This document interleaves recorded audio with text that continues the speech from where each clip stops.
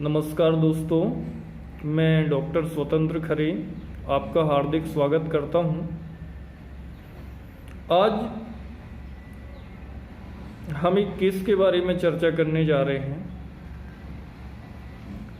एक 28 वर्षीय महिला जो 2 बच्चों की माता है, उसका केस है। वह मेरे पास हेयर फॉल्स के लिए ल्यूकोरिया, पाइल्स और रिंग वर्म के ट्रीटमेंट के लिए आई थी। यह मेरी एक पुरानी पेशेंट के द्वारा मेरे पास लाई गई। वह पुरानी पेशेंट रिकरेंट बॉयल्स से और ल्यूकोरिया से सफ़र कर रही थी, जिसका होम्योपैथी से सफलतम इलाज मेरे द्वारा हुआ और वह इस रोगिणी स्त्री को लेकर आई।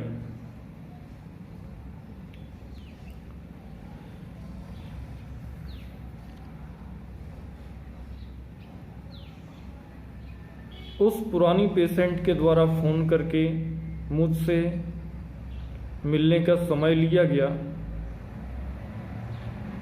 8 बजे उसने मुझे फ़ोन किया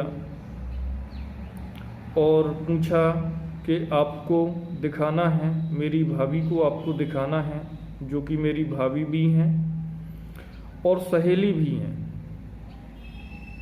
उनका इलाज आपसे करवाना है, तो हम कितने बजे क्लिनिक पे आ जाएं। मैंने उनको 11 बजे का समय दिया, लेकिन वो 11 बजे नहीं आई। वो महिला 1 बजे मेरे क्लिनिक पे आई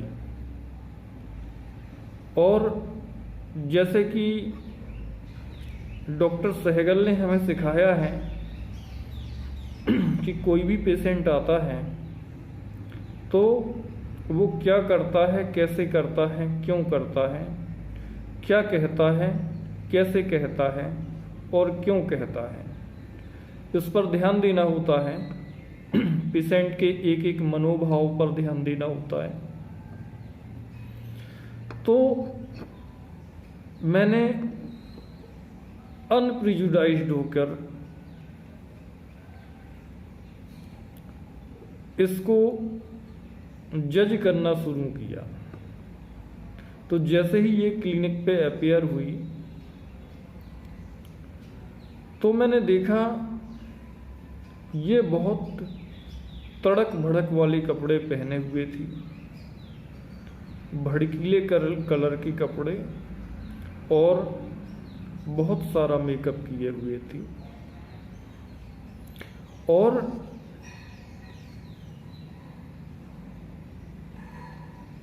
बहुत सारी 4-5 अंगूठियां, चेन,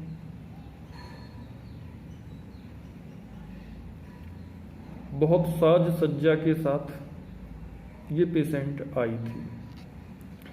मैंने इसे बैठने को कहा, दोनों को मैंने क्लिनिक पे बिठाया और फिर मैंने प्रश्न करना चालू किया। मैंने पूछा, क्या क्या समस्या है आपको? तो इस पेशेंट ने बताया कि मेरे बाल बहुत झड़ते हैं और मुझे ल्यूकोरिया की शिकायत है, साथ में पाइल्स भी है और रिंग वर्म भी है और इन सब से मैं बहुत परेशान हूँ। पाइल्स से भी, मैं पाइल्स के दर्द से बहुत परेशान हूँ और रिंग वर्म में खुजली ज़्यादा होती है, उससे भी मैं परेशान हूँ। लेकिन मेरी सबसे बड़ी जो समस्या है वो बालों का झड़ना है, हेयर फॉल्स है। मेरे बाल बहुत ज़्यादा झड़ रहे हैं और मेरे चेहरे पर दाग धब्बे भी हो गए हैं और मैंने अपने चेहरे के दाग धब्बों के लिए छतरपुर में एक ठेके वाले डॉक्टर से इलाज करवाया था। एक ऐसे डॉक्टर से जो बीमारी का ठेका लेता है कि इतने रुपए में मैं इस बीमारी का ठेका ले रहा हूँ, इस बीमारी को जड़ मूल से समाप्त कर दूंगा। तो इसने बताया कि 5,000 रुपये में उस डॉक्टर ने ठेका लिया था कि तुम्हारे चेहरे का मैं अच्छे से इलाज कर दूंगा, ये दाग धब्बे वगैरह सब गायब हो जाएंगे। तो पेशेंट बताती है कि दाग धब्बों के लिए डॉक्टर से इलाज करवाया, उन्होंने मुझे क्रीम दी उपयोग करने के लिए चेहरे पर, और साथ में खाने की भी बहुत सारी दवाइयाँ दी, और फर्स्ट विजिट में 3,000 रुपये मुझसे ले लिए और ठीक करने की गारंटी भी दी।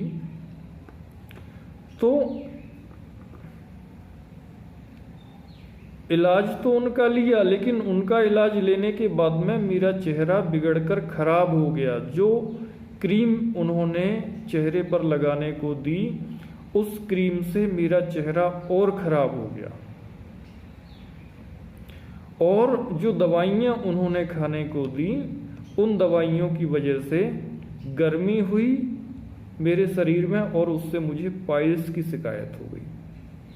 तो इस रोगिणी का कहना है कि उस डॉक्टर की दवाई जिसने ठेका लिया था 5,000 रुपये में, उसकी दवाई से मेरा चेहरा खराब हो गया और मुझे पाइल्स की भी प्रॉब्लम हो गई।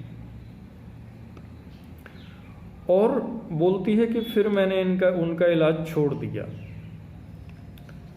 फिर अपनी सहेली की ओर इशारा करते हुए बोलती है, जो कि इसकी सहेली भी है और रिलेशन में मोहल्ले के रिश्ते से भाभी भी लगती है। ये उसकी भाभी लगती है, रोगिणी उस पुरानी पेशेंट की भाभी लगती है और सहेली भी है।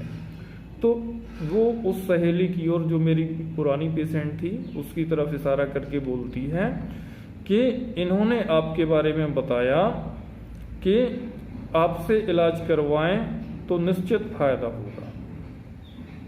आपसे जो इलाज करवाता है उसकी बीमारी जड़ मूल से खत्म हो जाती है, इसने ऐसा बताया। तो फिर मैंने सोचा आपसे इलाज करवाना है। तो पिछले डॉक्टर के इलाज से कुछ फायदा तो हुआ नहीं, उल्टा नुकसान हुआ है, और इसलिए मैं उनके पास नहीं गई। इसी बीच में वह लड़की जो इस पेशेंट को लेकर आई हुई थी, उसने यहाँ आने से पहले फोन किया था, और यहाँ आने पर बीच में इस पेशेंट को, जो ये बोल रही थी, बीच में टोकते हुए मुझे बताया कि यहाँ आने से पहले इन्होंने मेरे 2 घंटे खराब कर दिए। तो मैंने पूछा 2 घंटे कैसे खराब हो गए? तो बोलती कि ये कहीं भी जाती है तो 1.5-2 घंटे तो कपड़ों के सिलेक्शन में और मेकअप में ही लगा देती है। बार बार कपड़े चेंज करती है, यह देखती है कि कौन से कपड़े इसे जच रहे हैं, कौन सी हेयर स्टाइल अच्छी लग रही है, और इस तरह से ये कपड़ों के सिलेक्शन में और मेकअप में 1.5-2 घंटे कहीं भी जाती है तो पहले लगा ही देती है। तो और इसने बताया कि ये हंसी मजाक भी बहुत करती है और बार बार कहती है कि तुम्हारे बाल बहुत अच्छे हैं, मेरे बाल इतने अच्छे नहीं हैं, और मुझे तुम्हारे बालों को देखकर जलन हुआ करती है, ऐसा इसने बताया। तो फिर मैंने इस पेशेंट से पूछा कि क्या ये सही कह रही हैं? तो पेशेंट बोलती हाँ, ये सही कह रही हैं। और फिर मैंने पूछा कि अच्छा आप ये बताइए, जो आपकी समस्या है इसको लेके आपके मन में क्या चलता है? तो वह बोली कि जब किसी अच्छे बालों वाली लड़की को देखती हूँ तो मेरे मन में आग लग जाती है, मुझे जलन होने लगती है और मुझे ऐसी दवाई दीजिए जिससे मेरे बाल बहुत घने, बहुत काले और बहुत लंबे हो जाएं, और इस तरह से हो जाएं कि लोग देखते ही रह जाएं उनको, मेरे बाल सबसे अच्छे हो जाएं। और यह पेशेंट अपनी समस्या को बताते हुए जलन वाली मनोभावना के साथ में उस लड़की को देखने लगी जो उसके साथ आई थी। और मुझे ऐसा लगा कि जलन की तीव्र भावना उस रोगिणी पर, उस पेशेंट पर हावी होती जा रही थी, और वह जलन की भावना में लगातार बोले ही जा रही थी, और एकदम से अपना आपा खोते हुए बोली कि मुझे इससे बहुत जलन होती है, इसके बाल बहुत अच्छे हैं, और जब मैं इसके बाल देखती हूँ तो मुझे लगता है कि इसके बाल नोच लूँ और उखाड़ कर फेंक दूँ। कहती है कि बहुत जलन होती है, आग लग जाती है इसके बालों को देखकर, और जब इसके बाल देखती हूँ तो मुझे लगता है कि इसके बाल नोच लूँ, उखाड़ कर फेंक दूँ। वह लड़की जो इसको लेकर आई थी, यह बात सुनकर वह भी चौंक कर इसे देखने लगी कि यह क्या कह रही है। मुझे भी ऐसा लगा कि यह जलन के वशीभूत होकर, जलन के आवेग में आकर असामान्य हो गई है, और वह सब कह रही है जो सामान्य स्थिति में कोई व्यक्ति किसी से नहीं कहता है। यह दोनों बहुत अच्छी सहेली हैं, लेकिन जलन के आवेग में आकर इसके अंतर्मन में जो चल रहा था वह यह व्यक्त कर गई। मैंने कहा कि और कोई परेशानी है? तो वह बोली, डॉक्टर साहब, पेट भी ढंग से साफ नहीं होता है, पाइल्स का दर्द मुझे परेशान करता है, और रात में बहुत बुरे बुरे सपने आते हैं। मैंने कहा कैसे सपने आते? तो बोलती, भूतों के सपने आते हैं जिसकी वजह से नींद भी डिस्टर्ब हो जाती है, और मुझे लगता है कि मुझ पर कोई जादू टोना करवा रहा है। सब मुझसे जलते हैं, पेशेंट बोलती, सब मुझसे जलते हैं, और सब मेरी सुंदरता से जलते हैं, और मेरा अच्छा नहीं सोचते हैं, और मुझे नुकसान पहुंचाने की चेष्टा में सभी लगे रहते हैं। तो वह, चाहे वह बाहर के लोग हों चाहे घर के लोग हों, सभी नुकसान पहुंचाने की चेष्टा में लगे रहते हैं। इस फिराक में रहते हैं कि कैसे इसको नुकसान पहुंचा दूं, कैसे इसको परेशान करूं।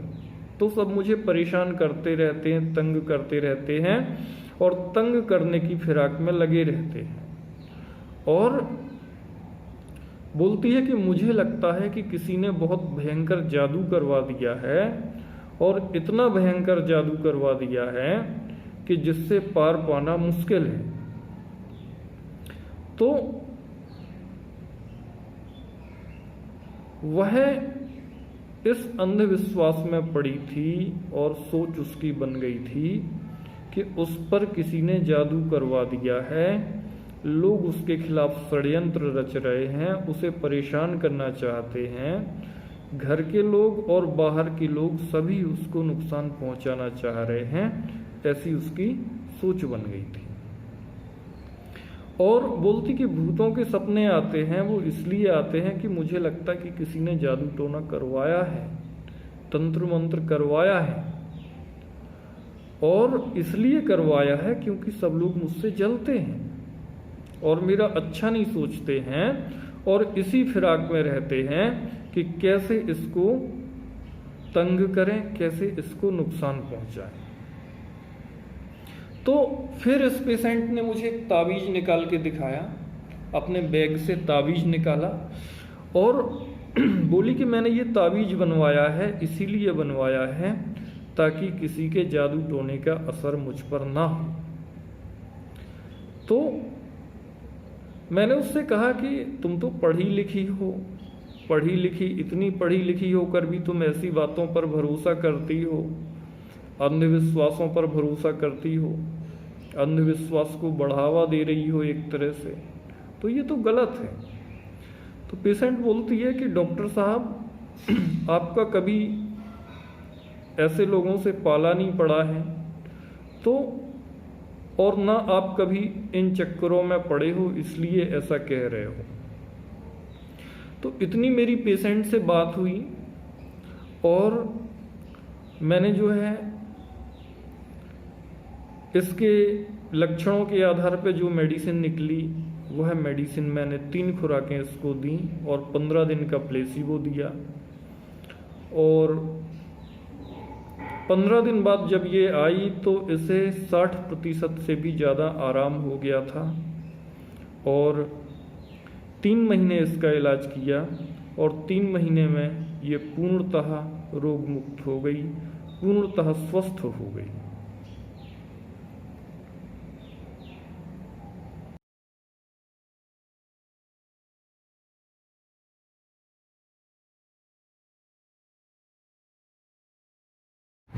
Welcome back friends. अभी हमने जिस केस के बारे में चर्चा की उसके लक्षणों की अब व्याख्या करेंगे, लक्षणों की चर्चा करेंगे। तो कुछ रूब्रिक्स हैं जो मुझे इस केस में मिले, जिनके आधार पर मेडिसिन का सिलेक्शन हुआ और बहुत अच्छा रिजल्ट मिला। पहला सिम्टम इसमें है फोपिश, दूसरा रूब्रिक है delusion wrong suffered he has, तीसरा रूब्रिक है जेलेसी और अगला rubric jealousy saying and doing what he would not normally say and do. अगला रूब्रिक है pulling hairs, desire to pull someone's hair. अगला रूब्रिक है सुपरस्टिशियस। अगला रूब्रिक है delusion injury, injured is being surroundings by his. कुछ और भी rubrics हैं जिनकी चर्चा हम नहीं करेंगे, मुख्य लक्षणों की ही व्याख्या करेंगे। तो इसका जो पहला लक्षण है वो है फोपिश। फोपिश एक एडजेक्टिव है, एक विशेषण है। फोपिश वर्ड यूज्ड फॉर मैन और woman who concerned with his clothes and appearance in an affected and excessive way. A man or woman who is constantly checking out his outfit in the mirror might be fopish, or someone who loves dressing up in fancy clothes. The word fopish also implies that this guy probably thinks he looks pretty good. एक ऐसा व्यक्ति, एक ऐसा man या ऐसी woman जो अपनी clothes के प्रति, अपनी अपीयरेंस के प्रति एक अफेक्टेड और एक्सेसिव वे में आतुर रहता है। ऐसा मैन और वुमन जो कि लगातार अपने आउटफिट को चेक करता रहता है, मिरर के सामने तरह तरह के कपड़े पहनकर, जो ड्रेसिंग अप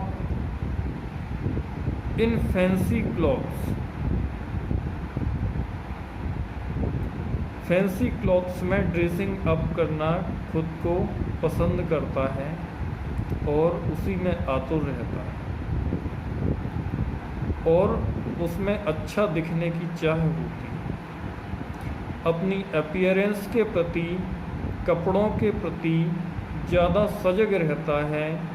इस बात के प्रति ज़्यादा सजग रहना कि कौन से कपड़े वह पहने, किस तरह की अपीयरेंस में वह लोगों के सामने अपीयर हो जिससे वह ज़्यादा आकर्षक लगे, ज़्यादा अच्छा लगे। व्यक्ति इसी बारे में सोचता रहता है और इसके लिए प्रयास करता रहता है। अपने ड्रेसिंग सेंस और लुक और स्टाइल, मेकअप के बारे में ज़्यादा सजग रहता है या रहती है और बार बार आईना देखता रहता है या देखती रहती है कि वह आकर्षक लग रही है या नहीं। बार बार कपड़े चेंज करके देखेगी और सोचेगी कि किन कपड़ों में वह अट्रैक्टिव लगती है और इसी में ज़्यादातर समय उसका जाता है। ऐसे व्यक्ति के लिए हम फोपिश शब्द का प्रयोग करते हैं। इस केस का दूसरा सिम्टम है, दूसरा रूब्रिक है delusion wrong suffered he has.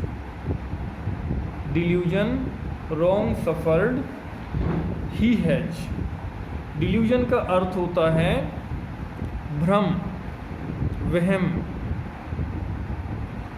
या इसको मिथ्या भ्रम भी कहते हैं। पतंजलि योग सूत्र में पतंजलि ने इसकी चर्चा की है और पतंजलि ने इसे विपर्यय की संज्ञा दी है। पतंजलि ने इस लक्षण को विपर्यय के रूप में समझाया है। तो भ्रम हो जाना, वहम हो जाना, मिथ्या विश्वास हो जाना, इसको डिल्यूजन बोलते हैं। यह व्यक्ति के संवेदनशीलता, मेरा कहने का मतलब है सेंस ऑर्गन्स के द्वारा फील किया जाने वाला एक एहसास है जो कि सत्य नहीं होता है लेकिन उस व्यक्ति को सत्य लगता है। तो delusion is a false belief in something which is not fact and which is not true and which persists even after its falsity has been clearly demonstrated। सत्य नहीं है, सत्य के जैसा आभास होता है और व्यक्ति के द्वारा फील किया जाता है, अनुभव किया जाता है। एक सामान्य व्यक्ति को भी डिल्यूजन हो सकता है लेकिन सामान्य व्यक्ति अपनी रीजनिंग पावर के द्वारा उसे करेक्ट करने में सक्षम होता है, अपने अनुभव के द्वारा, अपने पास्ट एक्सपीरियंस के द्वारा और लोगों के समझाने पर वह इस भ्रम को दूर कर लेता है। तो delusion is a false belief in something which is not true, but patient think that this is true because he feel it. Even a normal person can have a delusion, but he is capable of correcting it by his reasoning power, by his past experiences and by being convinced by others। यह delusion का अर्थ हुआ। इसके बाद में इस rubric का दूसरा शब्द है रॉन्ग। रॉन्ग मतलब गलत।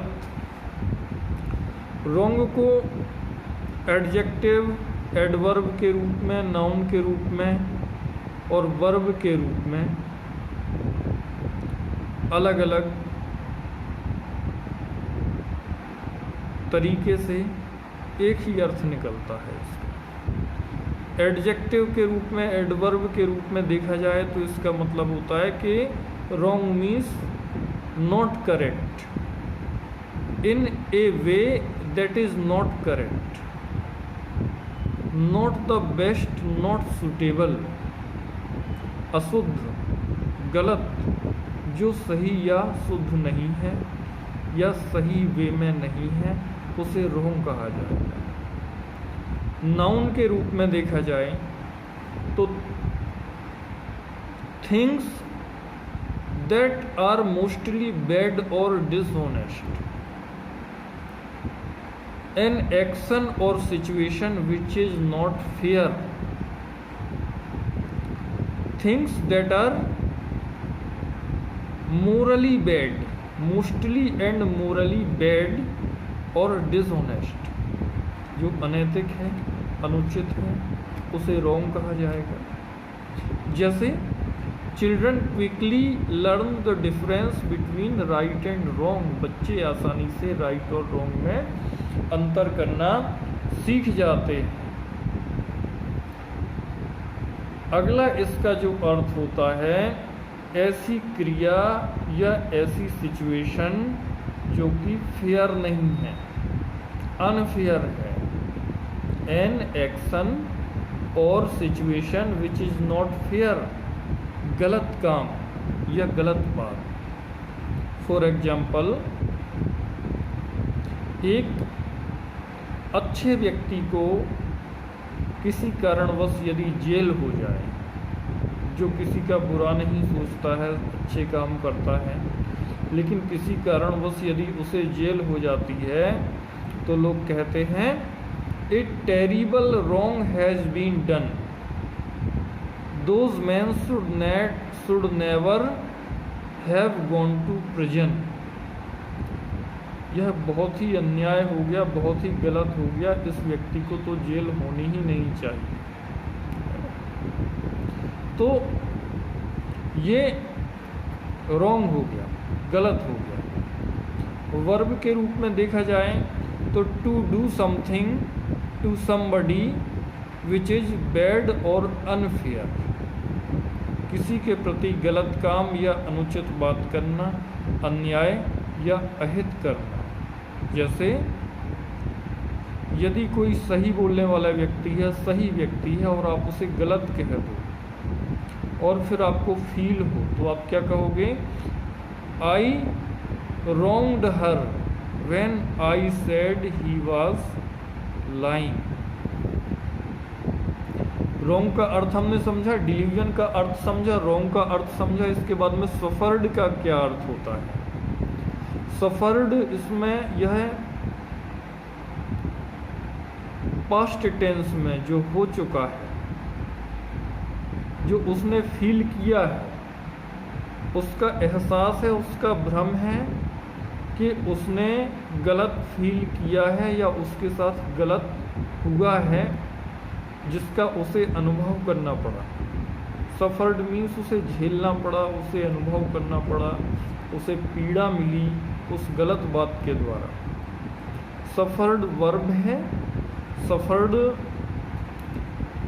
पास्ट टेंस का शब्द है।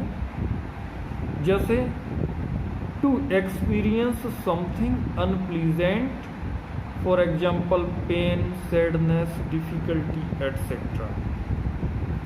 तो हम कहेंगे सफर्ड हुआ, यह पीड़ित हुआ।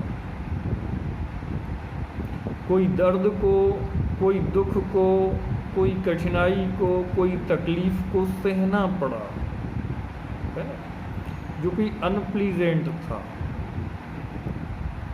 For example, she often suffer from severe headache.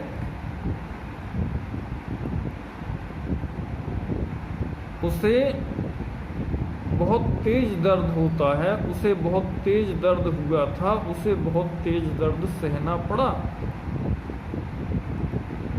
Second इसका जो मीनिंग होता है, to become worse in quality. Quality का बैड मैनर में बढ़ जाना, राइट वे में नहीं, रॉन्ग वे में क्वालिटी का बढ़ जाना। अर्थात क्वालिटी की बुरी वाली स्थिति का बढ़ जाना, मतलब बद से बदतर हो जाना, इसको सफर्ड बोले। जैसे my work is suffering as a result of problem at home.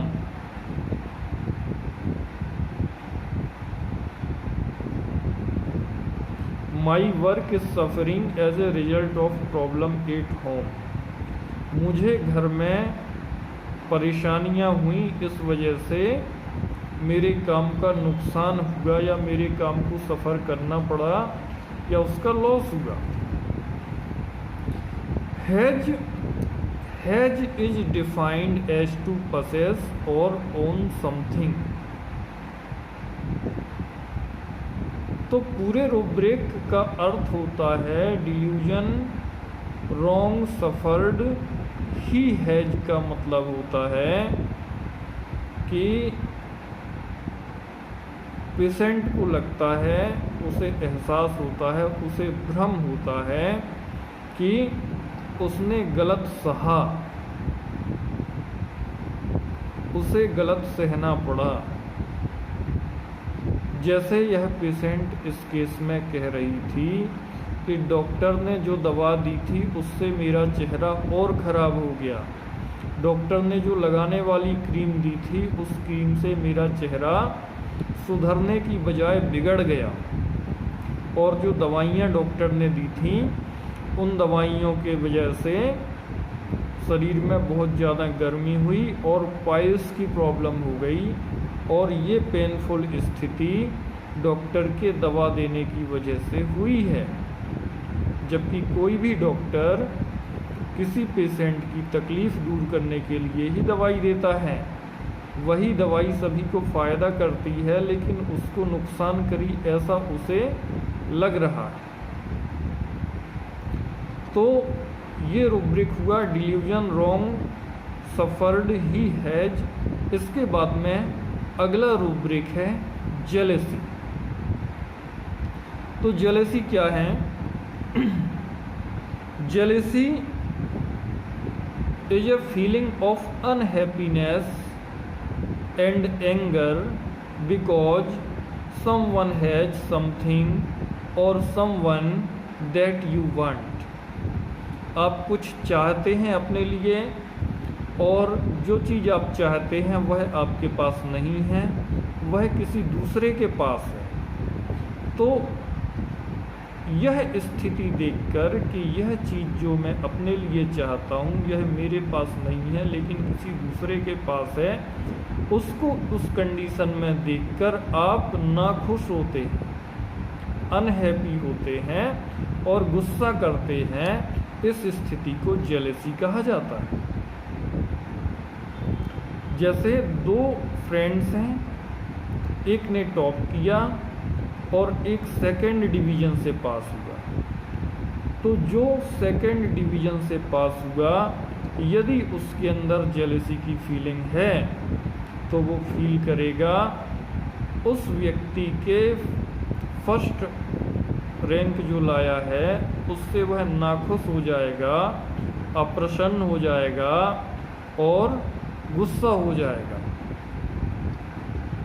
और कभी कभी जेलेसी में रिवेंज भी जुड़ा होता है, बदला लेने का भाव भी होता है। तो एक लक्षण है जिसमें व्यक्ति में, जैसे एक छोटा सा एग्जाम्पल बताते हैं। दो फ्रेंड हैं और एक के पास कोई चीज़ नहीं है, दूसरे के पास है, तो वो उससे जलने लगेगा और कोशिश करेगा कि इसके पास जो चीज़ है यह इसके पास ना रहे या खराब हो जाए। जैसे एक छोटा सा एग्जाम्पल बताते हैं। दो दोस्त थे, एक दोस्त के पास बहुत अच्छी मोटरसाइकिल थी, पल्सर थी उसके पास, और दूसरे फ्रेंड के पास में एक बहुत पुराना स्कूटर खराब सा था। वह जो पल्सर मोटरसाइकिल उसने अपनी मेहनत की कमाई से खरीदी थी, तो दूसरे फ्रेंड के मन में उसके प्रति जेलसी, जब से वो पल्सर लाया तब से इसके मन में उसके प्रति ईर्ष्या की भावना आ गई। एक दिन इसका स्कूटर खराब था और उसने अपने फ्रेंड से कहा कि अपनी मोटरसाइकिल मुझे दे दो, मुझे ज़रूरी काम से जाना है। और उस पल्सर वाले मोटरसाइकिल वाले व्यक्ति ने मना कर दिया, तो इसको बहुत बुरा लगा। तो अगले दिन सुबह से इसने उसकी मोटरसाइकिल पंचर कर दी गुस्से में आके। तो यह जेलेसी की भावना है, और जेलेसी की भावना में भी आके व्यक्ति मैलिशियस भी हो जाता है। एक रुब्रिक है malicious dirty tricks on the others or school boys, नहीं, malicious dirty tricks on the other or on their teachers desire to play school boys. Malicious dirty tricks on others or on their school teachers desire to play school boys in। दुर्भावना का शिकार होकर दूसरों के प्रति dirty tricks, गलत चालें, गंदी चालें चलता है और दूसरों को परेशान करता है। यह फीलिंग भी जेलसी वाले व्यक्ति में आ जाती है। इस रुब्रिक का एक एग्जाम्पल जो है, पुरानी किसी फिल्म में देखा था मैंने, राजेश खन्ना की मूवी थी, और उस मूवी में वह एक स्कूल टीचर थे। तो जब वह पहले दिन क्लास में पढ़ाने गए तो बच्चों ने कुर्सी उनकी कुछ इस प्रकार से रखी कि जैसे ही वह कुर्सी पर बैठे तो कुर्सी नीचे गिर गई, कुर्सी से वह नीचे गिर गए। तो इस रुब्रिक को अपन बोलेंगे malicious dirty tricks on others or on their teachers desire to play school boys. इसमें लेकेसिस और जिंकम दो मेडिसिन है। तो अभी हम जेलेसी की चर्चा कर रहे थे। जेलेसी क्या है? A feeling of unhappiness mixed with anger because someone has something और समवन दैट यू वांट। आप कुछ चाहते हैं, आपके पास वो चीज़ नहीं है, लेकिन किसी के पास वो चीज़ है, उसको देखकर आपके अंदर अप्रसन्नता का और साथ में गुस्से का भाव आना, इस भाव को हम जेलेसी कहते हैं। जैसे एग्जाम्पल, जैसे दो दोस्त हैं और एक का प्रमोशन हुआ, एक का नहीं हुआ, और जिसका प्रमोशन नहीं हुआ वो कंपटीशन का भाव रखता है दूसरे के प्रति। तो जैसे सी वॉज कंज्यूम्ड बाई और eaten up with jealousy when she heard that he had been given a promotion. एक लेडी है, उसके साथ में कोई व्यक्ति काम करता है, लेकिन उस व्यक्ति का प्रमोशन हो जाता है और उसका नहीं होता। तो उसके लिए कहा गया कि वह उसको जेलेसी खा गई, उसको जेलेसी खा गई जब उसने सुना कि उसके फ्रेंड का प्रमोशन हो गया और उसका नहीं हुआ। तो इसका मतलब है she was very jealous to him. इसका मतलब ये नहीं कि कोई किसी को खा जाता है, जेलेसी खा गई मतलब इसका मतलब है कि उसके अंदर बहुत ज़्यादा जलन की भावना अपने कलीग्स के प्रति आ गई जब उसे पता चला कि उसका प्रमोशन हो गया है और मेरा नहीं हुआ। ये जेलेसी है। और जेलेसी में ये होता है कि जैसे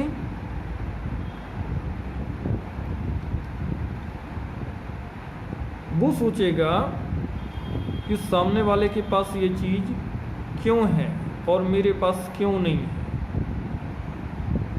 दो रूब्रिक इसके समानांतर एक और रूब्रिक चलता है जेलेसी के समानांतर में, एनवी, ENVY, एनवी।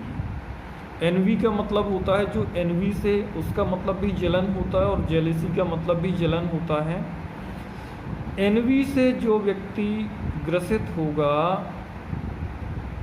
मतलब जो एनवी क्वालिटी वाला व्यक्ति होगा, इस मानसिक लक्षण वाला व्यक्ति होगा, वो दूसरे के पास जब संसाधन देखेगा, ऐसे साधन जो उसके पास नहीं हैं, तो वो उसके जैसे संसाधन प्राप्त करने का प्रयास करेगा। जैसे किसी दोस्त ने कार ले ली, दूसरे दोस्त के पास नहीं है, तो वो सोचेगा कि इसके पास कार है और मेरे पास कार नहीं है, तो वह मेहनत करके इतने पैसे कमाने का प्रयास करेगा जिससे वह कार खरीद सके। ये एनवी वाला व्यक्ति है। और जो जेलेसी वाला व्यक्ति है, वो सोचेगा कि मेरे पास ये चीज़ नहीं है, इसके पास है, तो या तो मेरे पास भी होना चाहिए, लेकिन यदि मेरे पास नहीं है तो इसके पास भी नहीं होना चाहिए। उसको नुकसान पहुंचाने का प्रयास करेगा।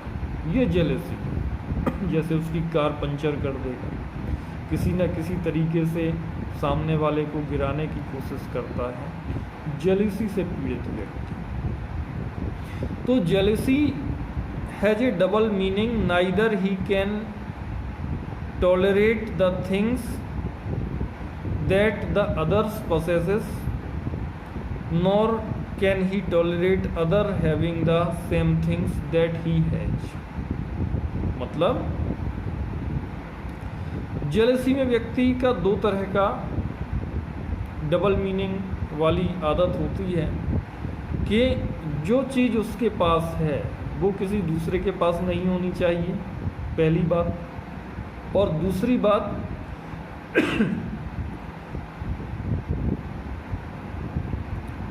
जो दूसरे के पास है वह मेरे पास भी होना चाहिए, पहली बात। और जो मेरे पास है वह दूसरे के पास नहीं होना चाहिए।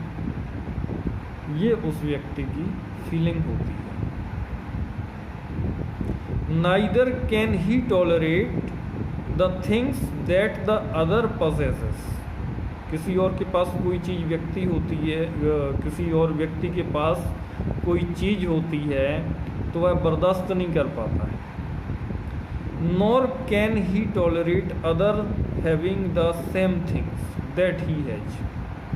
उसके पास जो चीज़ है स्वयं के पास, यदि वह चीज़ किसी दूसरे के पास होती है तो भी वह बर्दाश्त नहीं कर पाता है,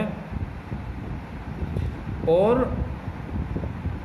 दूसरों के पास जो चीज़ है तो उसे भी वह बर्दाश्त नहीं कर पाता है।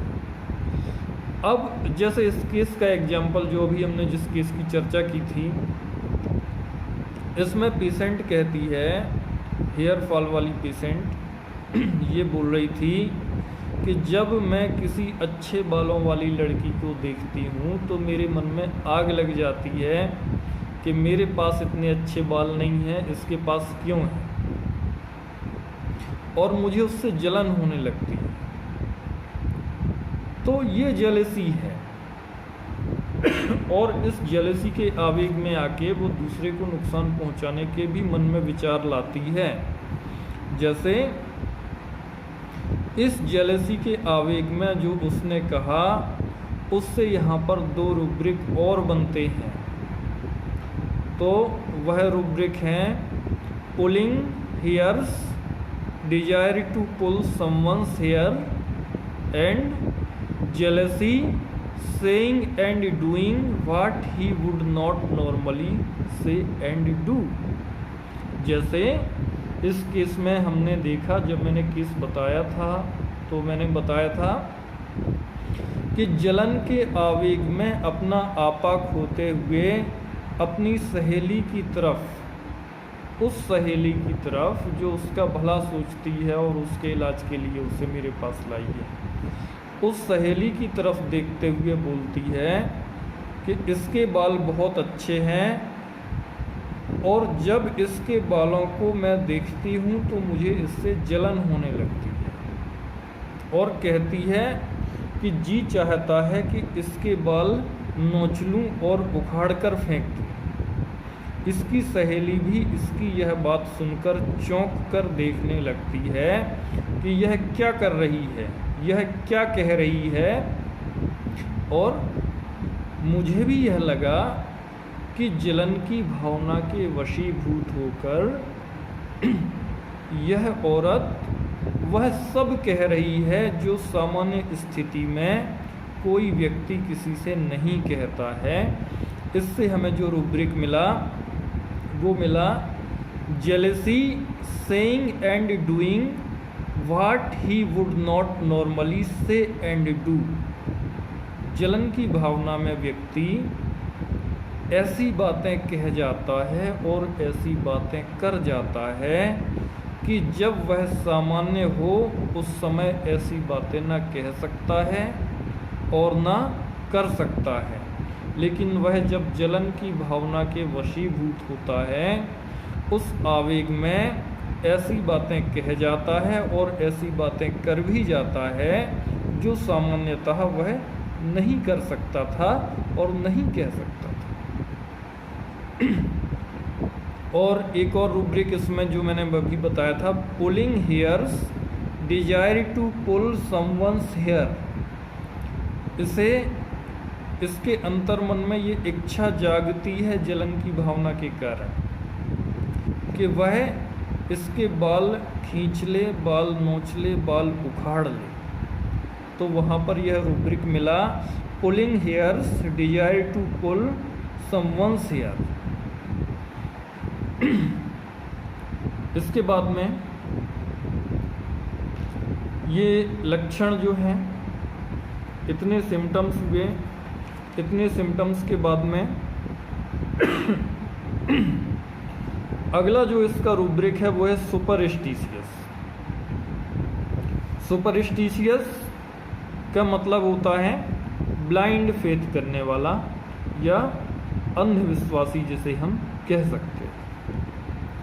सुपरस्टिशियस एक एडजेक्टिव है, एक विशेषण है और ऐसे व्यक्ति के लिए प्रयोग किया जाता है जो ऐसे विश्वासों में विश्वास रखता है जिनके पीछे कोई तर्क या आधार नहीं होता।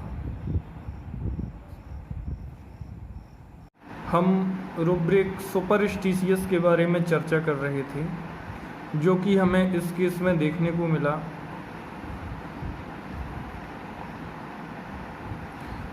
सुपरस्टिशियस का मतलब होता है ब्लाइंड फेथ, अंधविश्वास। One having a belief in an idea with no logical background. ऐसा विश्वास जो लॉजिक पर खरा नहीं उतरता है ना, या अंधविश्वास। सुपरस्टिशियस एक एडजेक्टिव है, एक विशेषण है और ऐसे लोगों के लिए प्रयोग किया जाता है जो कि ऐसे विश्वासों में विश्वास रखते हैं जिनका कोई लॉजिकल बेस नहीं होता है और वह तर्क के द्वारा भी खरे तर्क पर खरे नहीं उतरते हैं और जिनका कोई वैज्ञानिक आधार भी नहीं होता है। यह धारणाएं जो व्यक्ति बना लेता है यह पुराने आइडियाज़ पर आधारित होती हैं, जैसे जादू वगैरह, और साइंटिफिक नॉलेज से इनका कोई वास्ता नहीं होता है। इन धारणाओं को मानने वाले व्यक्ति सुपरस्टिशियस कहलाते हैं। जैसे कई धारणाएं समाज में फैली होती हैं जो अंधविश्वास की सूचक होती हैं। तो superstitious one having a belief in an idea with no logical background, it means it is blind faith. Superstitious is adjective used for the person who believe in superstition, and superstition is a belief that is not based on human reason or scientific knowledge but is connected with old ideas about magic, etc. For example, according to superstition, if you walk under a ladder, it bring you bad luck.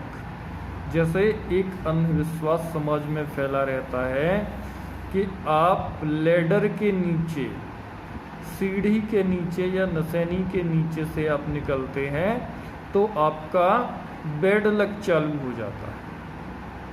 और भी superstitious होते हैं, numbers को लेके होते हैं। जैसे कुछ लोग कहते हैं कि 13 नंबर जो है अनलकी होता है, 13 नंबर इज अनलकी, और 786 नंबर लकी होता है। इस प्रकार के अंधविश्वास भी समाज में फैले हुए हैं। जैसे एक और उदाहरण है कि superstitious baseball players will wear the same shirt every day when they are on a hitting streak। अंधविश्वासी बेसबॉल प्लेयर्स जो होते हैं, जब वो जिस ड्रेस में वो विजेता हुए थे वही ड्रेस डेली पहनने लगे। या फिर और भी उदाहरण हैं, जैसे कहीं कोई जा रहा हो और बिल्ली रास्ता काट जाए या छींक आ जाए तो वह अपशगुन मानता है। या फिर नेवला दिख जाए या मोर दिख जाए तो अच्छा शगुन मानता है। तो ये भी एक तरह से सुपरस्टिशियस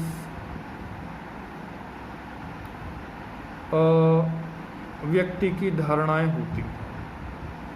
जैसे भूत प्रेत में विश्वास करना, जो चीज़ जिसका कोई लॉजिकल बेस नहीं है उस पर विश्वास करना। जैसे इस केस में पेशेंट कहती है कि मुझे लगता है कि कोई मुझ पर जादू टोना करवा रहा है, इसलिए मैं परेशान हूँ, और पेशेंट ने एक ताबीज़ भी निकाल कर दिखाई और मुझसे कहा कि यह मैंने इसलिए बनवाया है कि लोगों के द्वारा करवाए हुए जादू टोने से बची रहो। तो पेशेंट यहाँ पर सुपरस्टिशियस है। यह उसके मन का लक्षण भी हमने औषधि के सिलेक्शन के लिए इसको भी आधार बनाया, क्योंकि डॉक्टर केंट ने कहा है, treat the man not the disease, and where is man, man is in the mind. इसका अगला रूब्रिक जो हमें इस केस में मिला वो है delusion, injury, being injured is surroundings by his. Delusion, injury, injured is being surroundings by his. इस रूब्रिक में 3 मेडिसिन हैं, हायोसाइमस है, लेकेसिस है और नाजा है। तो डिल्यूजन का अर्थ हम समझ चुके हैं। पहले जो रूब्रिक की व्याख्या की थी डिल्यूजन रॉन्ग सफर्ड हैज की, उसमें डिल्यूजन का अर्थ हम समझ चुके हैं। अब इस रूब्रिक के delusion, injury, injured is being surroundings by him, by his, इसके बाकी भाग की चर्चा करते हैं। डिल्यूजन के बाद में इसमें एक शब्द है इंजुरी, और इंज्योर्ड, इंजुरी मतलब चोट, बीइंग इंज्योर्ड मतलब चोट लग चुकी है और लग रही है। सराउंडिंग्स बाय हिम, उसके आसपास के लोगों के द्वारा उसे क्षति पहुंचाई जा रही है, उसे नुकसान पहुंचाया जा रहा है, ऐसा उसको लगता है। यह उसका डिल्यूजन है, यह उसका एहसास है, और जो कि सत्य नहीं भी हो सकता है। तो injury some sort of assault और an accident causing damage, killing of a person or cells of person। किसी तरह की क्षति पहुंचना जिससे कोई चीज नष्ट हो, व्यक्ति का शरीर या उसकी कोशिकाएं या व्यक्ति का मन, इनको किसी तरीके से कोई क्षति पहुंचाना इंजुरी कहलाता है। सम सॉर्ट ऑफ असल्ट और एन एक्सीडेंट कॉजिंग डैमेज, जिससे कुछ नष्ट हुआ। किलिंग ऑफ ए पर्सन, किसी की मृत्यु हो सकती है, या फिर cells killing of the cells of person, किसी व्यक्ति की कोशिकाओं की मृत्यु या क्षति जिसके द्वारा होती है उसको इंजुरी बोलते हैं। इस क्रिया को इंजुरी बोलते हैं। और इंज्योर्ड का मतलब होता है the sensation of an injury which is more important because its impact is more on mind. Injured means होता है एक तो बॉडी की इंजुरी हो गई और एक माइंड की इंजुरी हो गई। इंज्योर्ड में व्यक्ति फील करता है कि उसको नुकसान पहुंचाया गया है, उसको क्षति पहुंचाई गई है। तो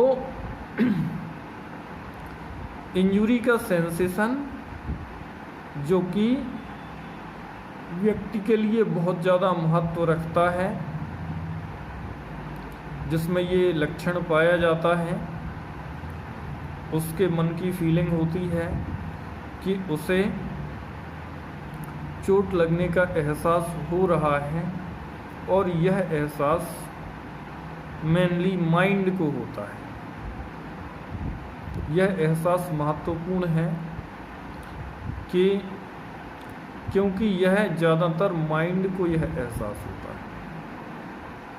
it means that is not only the knowledge about the injury that a person has received or is receiving that is being transmitted from outer side, but it actually is being sensed। इसका मतलब ये होता है, इसका मतलब केवल यह नहीं होता है कि केवल व्यक्ति इंजुरी रिसीव कर रहा है या उसके द्वारा इंजुरी रिसीव्ड हुई है आउटर साइड से, इसका केवल यह मतलब ही नहीं होता है। इसका यह मतलब भी होता है कि उसे इंजुरी फील हो रही है। तो इंजुरी का एहसास इस रूब्रिक में डिल्यूजन है। Delusion injury, injured is being. तो इंजुरी का एहसास हो रहा है उसे कि वो इंज्योर्ड हुआ है। इंजुरी हो भी सकती और नहीं भी हो सकती, लेकिन यहाँ पर उसे इंजुरी का एहसास हो रहा है कि वो इंज्योर्ड हो रहा है, और वो एहसास डिल्यूजन में है। तो it means that it is something different from merely a physical injury. अब चूंकि यह एक डिल्यूजन है, इसलिए ज़रूरी नहीं है कि यहाँ पर इंजुरी हुई भी हो सकता है इंजुरी ना हुई हो और इंजुरी का केवल एहसास हो। इसीलिए कहा गया है delusion injury injured is being. उसे एहसास हो रहा है कि इंजुरी उसे हुई है और हो रही है आसपास के लोगों के द्वारा। It means that it is something different from merely a physical injury where a person receives it and just report it offended, troubled। In delusion It is the sensation about the injury being received. Surroundings means things, circumstances, conditions encircled a person closely from all sides. Surrounding का मतलब आसपास, उसके close में, उसके चारों तरफ के वातावरण से, उसके खास लोगों से, उसके खुद के अपने लोगों से और आसपास के लोगों से उसे क्षति पहुंच रही है, ऐसा उसे एहसास होता है। Patient feel that his surroundings are harming him continuously. जैसे इस केस में पेशेंट कहती है कि लोग मुझसे जलते हैं और हर तरह से मुझे नुकसान पहुंचाने की कोशिश कर रहे हैं, और लोग इसी फिराक में रहते हैं कि कैसे इसे नुकसान पहुंचाया जाए। तो this is delusion, injury, injured is being surroundings by his. इन सभी लक्षणों के आधार पर औषधि का सिलेक्शन हुआ, लैकेसिस दवा निकली और लैकेसिस से यह रोगिणी पूर्णतः रोग मुक्त हो गई। दोस्तों, यह केस और इस केस के लक्षणों की व्याख्या आपको कैसी लगी, कमेंट्स करके ज़रूर बताइएगा, और यदि इसमें कोई त्रुटि समझ आई हो तो उसे भी बताइएगा। मैं ऐसे और भी वीडियो बनाता रहूँगा। धन्यवाद।